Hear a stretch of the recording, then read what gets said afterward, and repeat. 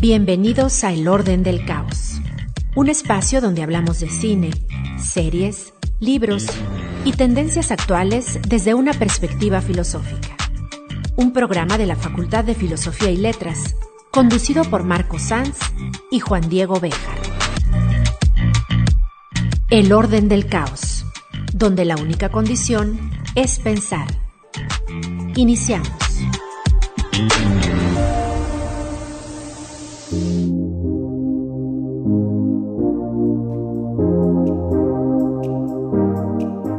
Hola, buenos días, bienvenidos a un nuevo episodio del programa El Orden del Caos.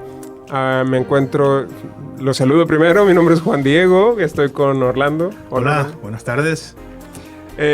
Hoy estamos interesados en hablar de un tema que está siendo cada vez más recurrente en el ámbito de las ciencias cognitivas, podríamos denominarlo así.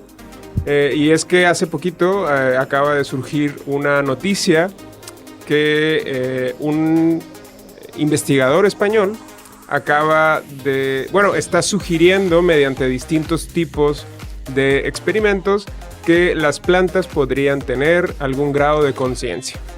Y el hecho es que, aunque esto todavía está bastante lejos de probarse, hay evidencias que sugieren de una manera bastante contundente que efectivamente las plantas podrían tener algo así como conciencia que se reflejaría en algunos comportamientos que caracterizan a este mundo, ¿no? Al reino vegetal.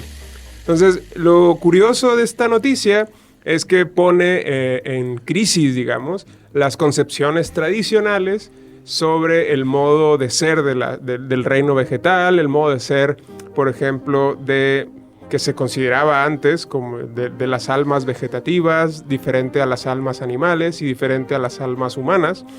Y esto entonces empieza a desdibujar los límites tradicionales que habíamos pensado que existía y que distinguía entre estos tipos y niveles de vida. Entonces, queremos reflexionar en este programa sobre las consecuencias que podría traer este tipo de descubrimientos y de noticias sobre la conciencia de las plantas respecto de las concepciones tradicionales que hemos amasado con la historia sobre la naturaleza, sobre los reinos de la vida y sobre cómo estas diferencias que creíamos estaban presentes empiezan a desdibujarse.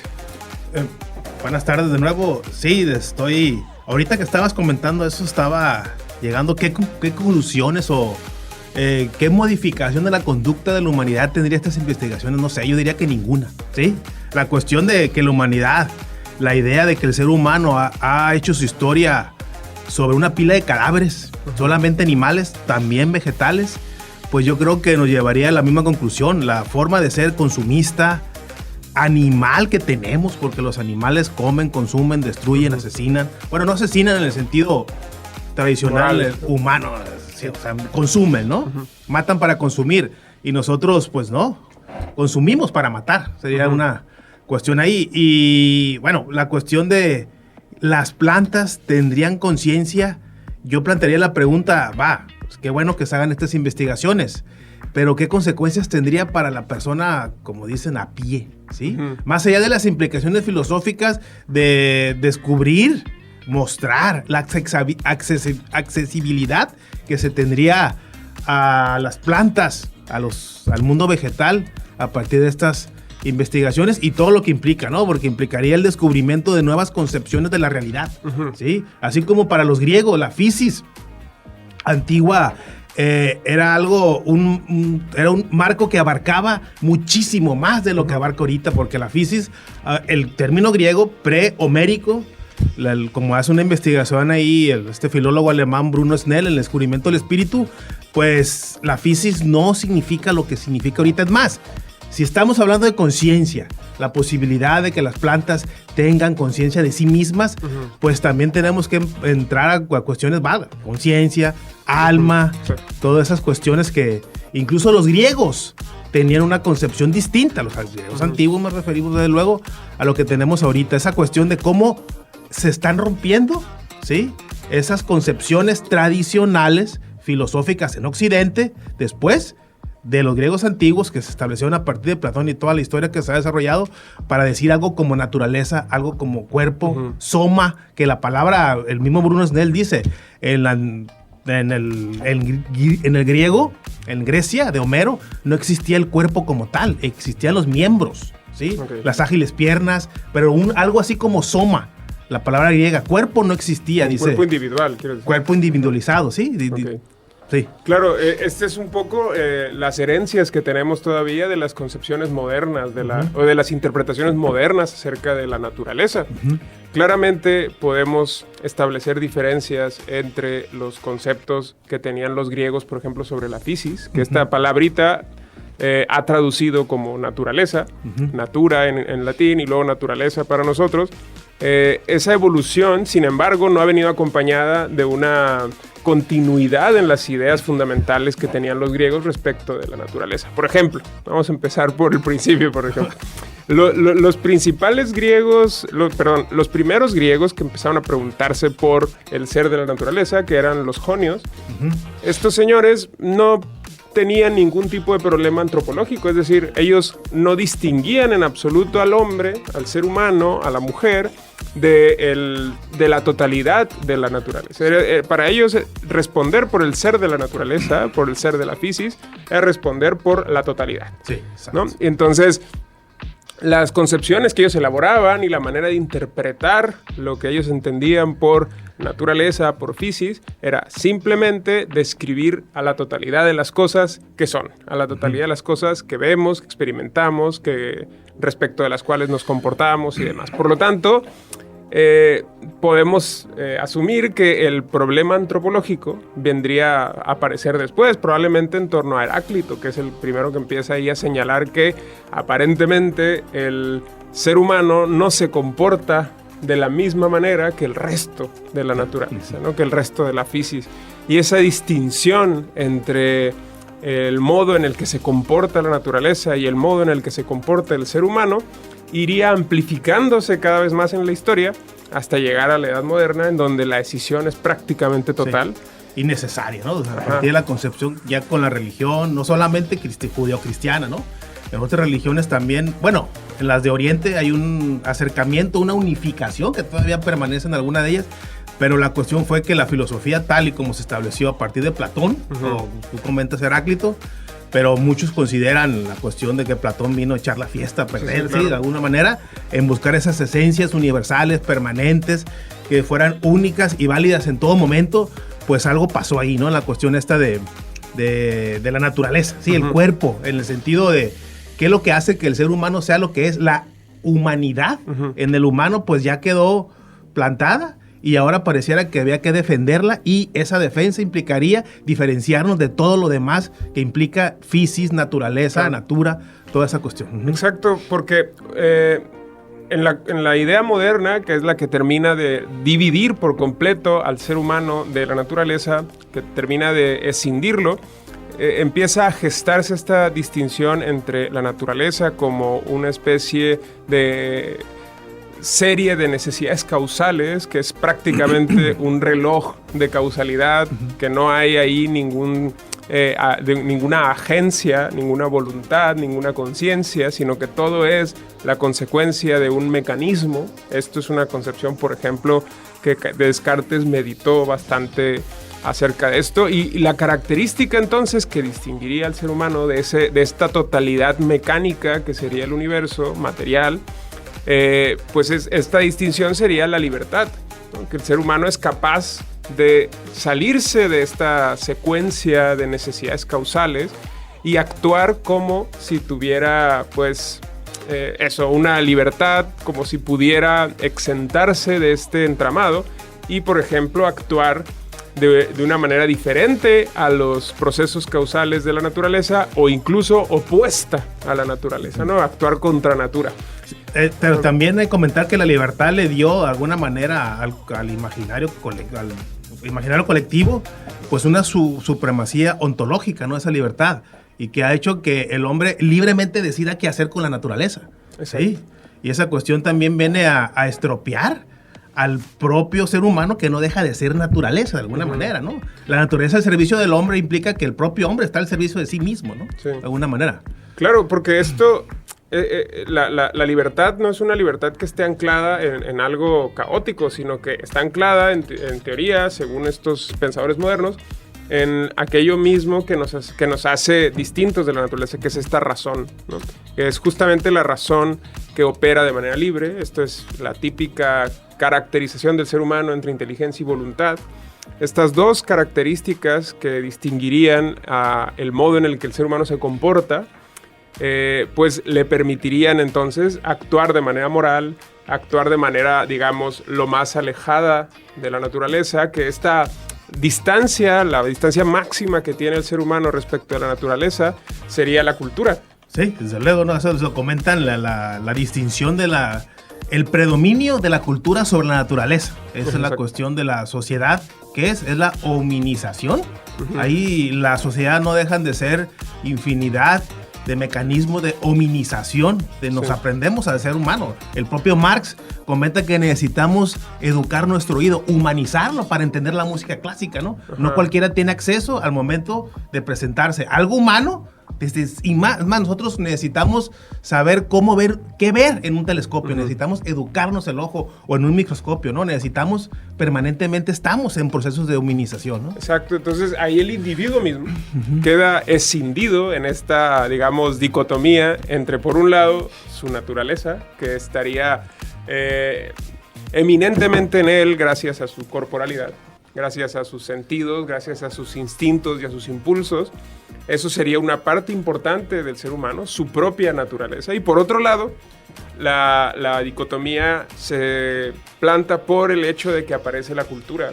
La cultura sería algo así como el modo en el que el ser humano se comporta cuando lo hace en la masa. Debe de imperar el principio de realidad, diría Freud, ¿no? Ajá. Y que también la escuela de Frankfurt, Eros y Civilización, de Marcuse, habla sobre esa cuestión, ¿no?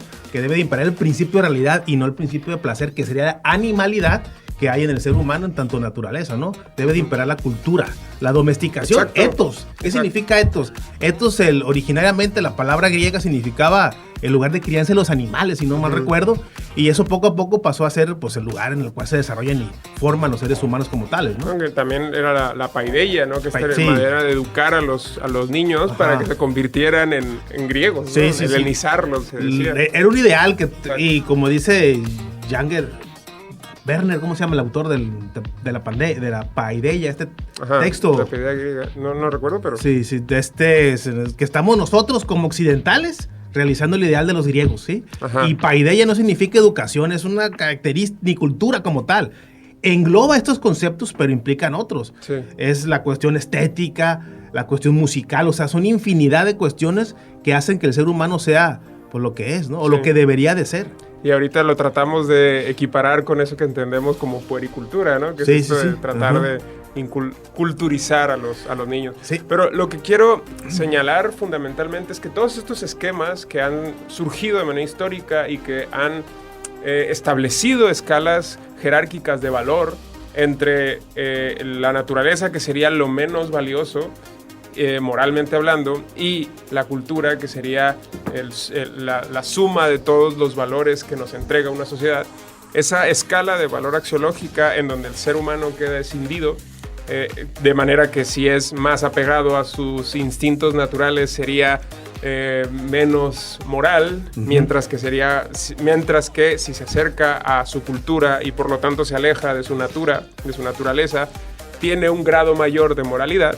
Esta escala de valores, que está, insisto, basada en esta diferencia clásica entre ser humano y naturaleza, como si se trataran de dos órdenes de realidad diferentes, pues parece que se pone en total crisis cuando llegan este tipo de investigaciones y nos dicen que no, que estas diferencias en realidad no aparecen en los datos, no aparecen en las evidencias científicas, que estas diferencias típicas y clásicas que hemos pensado, pues no están fundadas o no pueden sostenerse en las evidencias científicas que podemos construir de esa naturaleza que hemos pensado. Vamos a hacer un corte y volvemos para seguir con esta pregunta que nos hace el hecho de investigar si las plantas y la naturaleza no es tan distinta de lo que habíamos pensado de nosotros. Volvemos.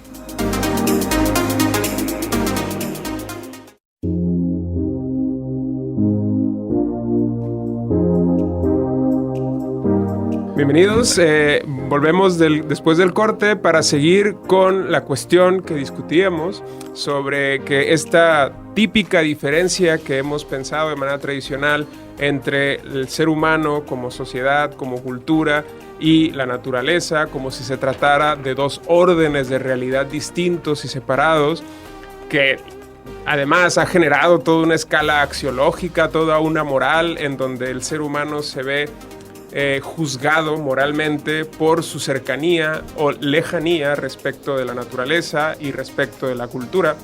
Entonces, esta cuestión o este tipo de construcciones cosmológicas, este tipo de construcciones clásicas sobre el modo de entender qué es la naturaleza, quedan en entredicho si asumimos que estos comportamientos de libertad, de conciencia, de actuar conforme a objetivos, de anticipación respecto de todas estas características que se asociaban a eso que entendíamos como libertad, como inteligencia, como conciencia, todas estas características resulta que aparentemente están apareciendo en el reino vegetal, en el reino animal, y eso hace que la idea típica de naturaleza como algo simplemente mecánico, pues empiece a desdibujarse, empiece a aparecer como, a ponerse en entredicho y entonces desvanecerse, ¿no? Sí, pero hay algo innegable, ¿no? Que en los experimentos si no mal recuerdo, el autor es Paco Calvo. Paco Calvo. Pues es que el problema es que el hombre quiere encontrarse en cualquier cosa que investigue. ¿A qué me refiero yo? O sea, la conciencia es conciencia humana, la libertad es libertad humana, el sistema nervioso humano, ¿sí? Y buscar encontrar eso que nos hace a nosotros humanos o que creemos que nos hacen humanos a partir de la concepción que tenemos nosotros mismos, pues es un problema, ¿no? Es un problema que, es más, no es problema. ¿Sí? La cuestión es que el ser humano busca encontrarse a sí mismo en todo objeto de investigación. Sus pasiones, sus necesidades, sus creencias. Esa cuestión es primordial, ¿no? O sea, hay que romper. Es necesario para pensar los entes, las cosas, lo que está ahí frente a nosotros desde un ámbito de comprensión distinto al tradicional. El tradicional solo nos ha enseñado que vamos mal, ¿no? Hay que pensar las cosas en sí mismas y no a partir de la humanidad del humano, ¿no? Claro.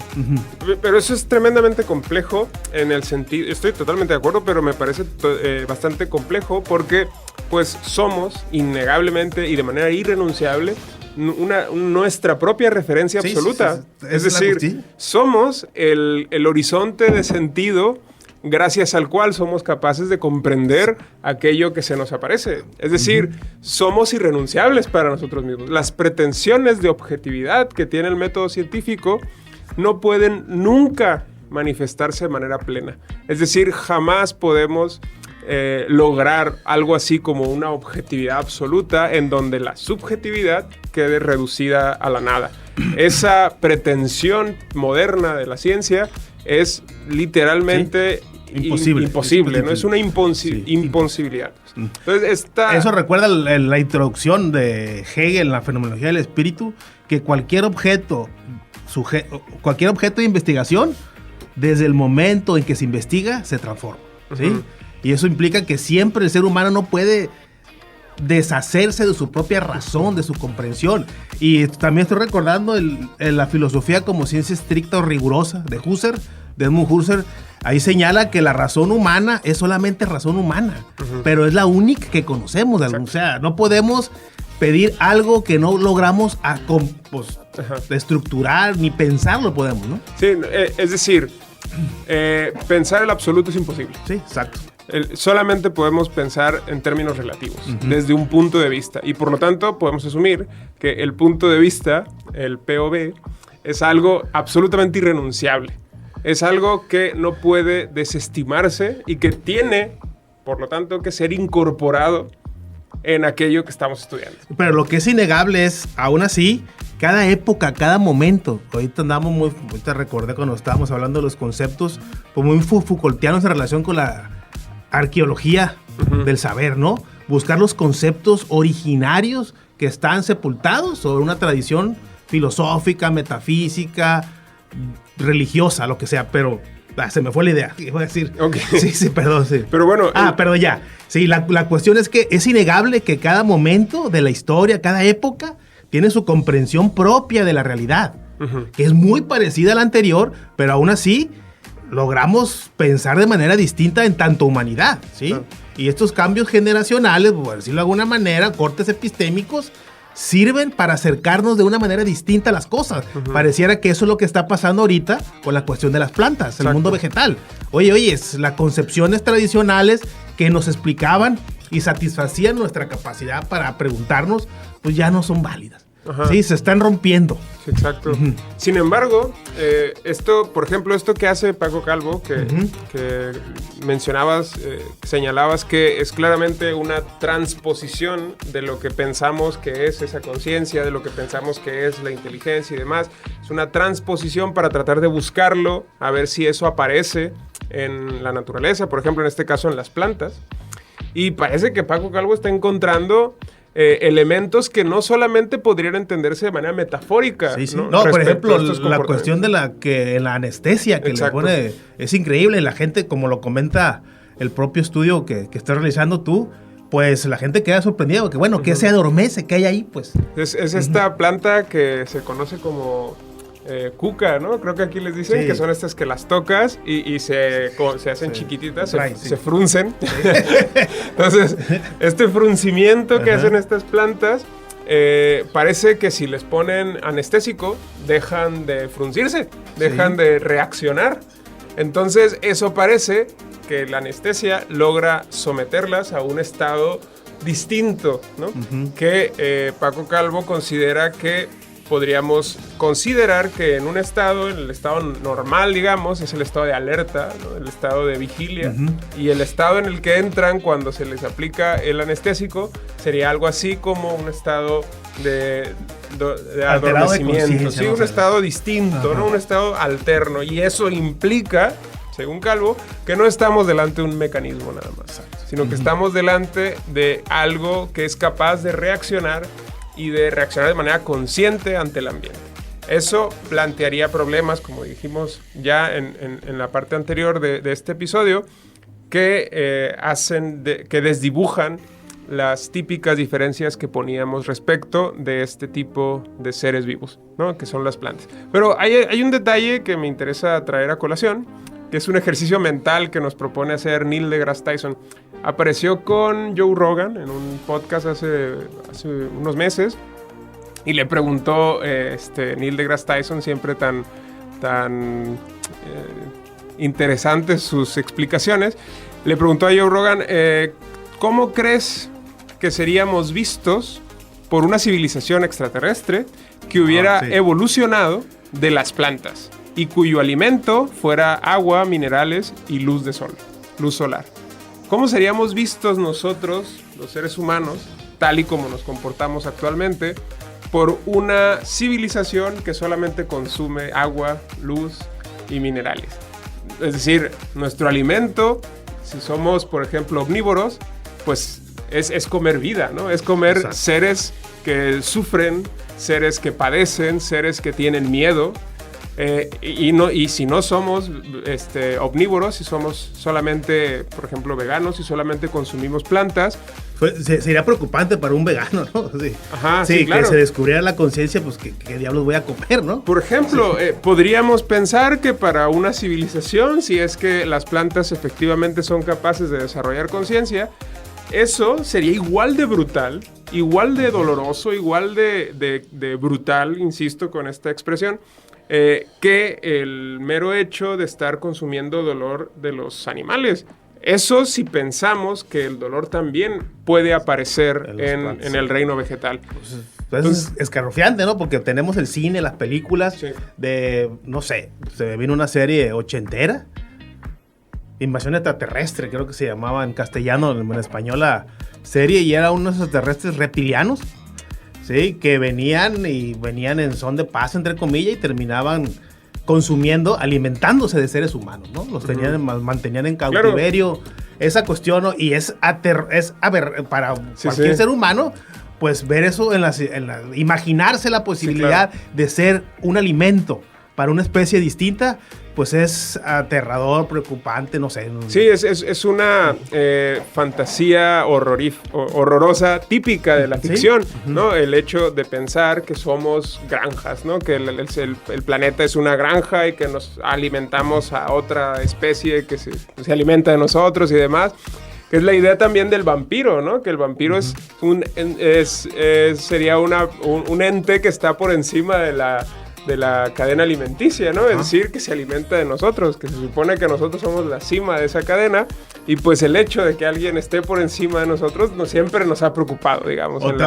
Esta ola de zombies, de películas, series de zombies también, ¿no? Sí. Que no dejamos de ser alimento, de ser humano, o una especie distinta de ser fantástico, ¿no? Sin embargo, esto que nos propone Neil deGrasse Tyson es bastante curioso, porque antes, hace 50 años, imaginarnos esta posibilidad de que existiera una civilización surgida a partir de las plantas, pues era algo bastante inútil de pensar, pero era simplemente ciencia ficción. Pero a partir de los descubrimientos que se están haciendo y que Paco Calvo está llevando a cabo, parece que no es tan tonto pensar que en otros planetas la vida y la inteligencia y la conciencia y las civilizaciones hayan aparecido desde otros reinos de la naturaleza, ¿no? Y lo que señalas en la cuestión de que pareciera tonto, pues es la cuestión del Das Mal, ¿no? En el sentido de Heidegger, aquello que no es parecido, regulado por lo que piensa la colectividad, pues es rechazado, ¿no? Así como no admite la norma. Sí, rompe. O sea, no puedes estar en contra de la generalidad. Y un estudio de esta manera, así como un estudio de hace ¿cuántos? No sé, 100 años o 70 años en relación con el sistema nervioso de los animales, porque recordemos que hay personas que decidieron, a partir de sus creencias, investigaciones basadas en ciencia, pues dejar de comer ciertos animales que tienen sistema nervioso. ¿Por qué? Porque consideran que son sintientes que sienten. Y eso implicó un momento, un rompimiento de las normas establecidas de la generalidad en relación también con la ciencia, porque la ciencia ya ha comprobado, sí, los animales sufren. ¿Sí? Incluso los rastros, se llama, ¿no? Donde se asesinan animales, pues tienen alguna cuestión ahí distinta en el sacrificio. Creo, por ejemplo, que uno de los momentos que nuestra cultura ha vivido respecto de esta conciencia respecto del dolor animal ha sido uno de los highlights que hemos vivido ha sido el discurso de Joaquín Phoenix en los premios Oscar, cuando recibió el Oscar a Mejor Actor por su actuación como el Joker en esta película. Y ese discurso, lo voy a citar directamente, dijo Joaquín Phoenix, creo que nos hemos desconectado del mundo natural y muchos de nosotros somos culpables de una cosmovisión egocéntrica, la creencia de que somos el centro del universo. Entramos en el mundo natural y aprovechamos sus recursos. Nos sentimos con derecho a inseminar artificialmente una vaca y cuando ella da luz, le robamos a su bebé, a pesar de que sus gritos de angustia son inconfundibles. Y luego tomamos su leche destinada a su ternero y la ponemos en nuestro café y en nuestro cereal. Este momento que produjo Joaquín Phoenix de dar un golpe en la mesa y decir somos una especie barbárica, somos una especie brutal que produce dolor de manera industrial, sistemática en el reino animal y en la naturaleza, solamente es comprensible, vuelvo a insistir, si asumimos todas estas axiologías y valores y comprensiones que distinguen al ser humano del mundo natural, ¿no? Porque a la base del discurso de Joaquín Phoenix está esta comprensión de que entramos al mundo natural, es decir, que no somos parte del mundo natural, ¿no? Y que nos comportamos de una manera barbárica y desordenada respecto de él. La cuestión es que quisiéramos estar, como dice, o sea, una crítica, ¿no? Dice, nos hemos desconectado, pero no podemos desconectarnos, esa es la gran cuestión, pero queremos que imperen cuestiones morales por encima de la naturaleza, porque la cuestión está, bueno, a mí que me hace pensar que comer una vaca está mal, Pero si vamos a la India, pues es un sacrilegio, es algo que va contra las costumbres establecidas comerse una vaca. Pero aquí no comemos perros, ¿sí? La cuestión es que el rompimiento no se puede, la naturaleza no puede enfrentarse a la cuestión moral. Pero el ser humano siempre va a buscar el establecimiento de la moral, de su designio. Pensar que Joaquín Phoenix, o sea, que él piensa que eso está mal, pues una decisión moral, ¿sí? Arbitraria. Sí. Pero bueno, nos quedamos sin tiempo, vamos a cerrar aquí el episodio y en el siguiente episodio continuaremos con esta cuestión sobre la conciencia de las plantas, el dolor, la conciencia, la inteligencia y el modo de ser humano respecto a la naturaleza. Muchas gracias y nos vemos en el siguiente episodio. Esto fue El Orden del Caos, un espacio donde hablamos de cine, series, libros y tendencias actuales desde una perspectiva filosófica. Un programa de la Facultad de Filosofía y Letras, conducido por Marco Sanz y Juan Diego Béjar. El Orden del Caos, donde la única condición es pensar. Hasta la próxima.